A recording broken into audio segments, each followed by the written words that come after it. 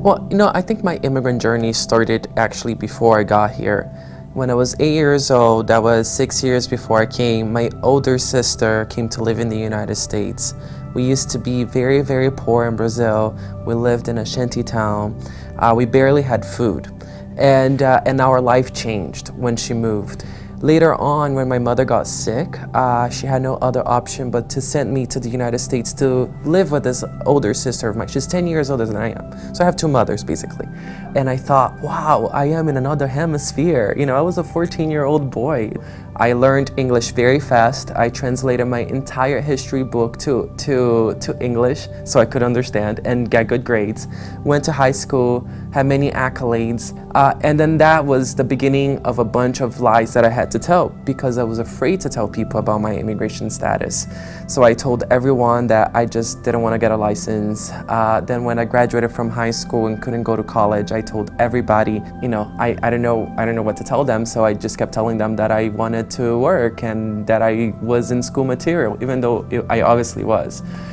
It's an interesting thing to grow up in a place where this is where you are from, but you're not fully accepted. The Trail of Dreams was an incredible experience. So first, I was actually asked to join the trail by my own husband. At that time we were dating. It was his idea, actually. So he came to me in the middle of the night and asked me to walk to DC. And I remember looking at him and saying, well, what do you mean, walking where? To Washington, DC? That's really far. And we made the collective decision with Gabby and also Carlos to walk, as a way to demonstrate that we exist, as a way in order to be able to tell our own stories to everyone, whether that be the KKK or the single mother who is in South Carolina struggling. Anyone who wanted to listen, we were there to talk to. It was all about dialogue. It was about changing hearts and minds. And it was 1,500 miles, many blisters, many heartaches, listening to the sad stories of families that had been ripped apart by deportations. But we were able to collect 80,000 signatures in a petition and deliver that to the White House.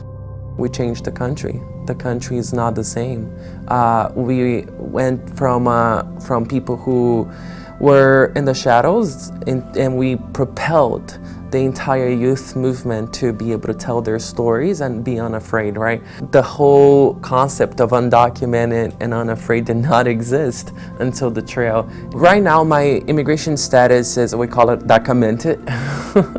So I have that deferred action, and deferred action is not a permanent solution. I just want to say that it definitely could be taken away at any point. That's why we need immigration reform.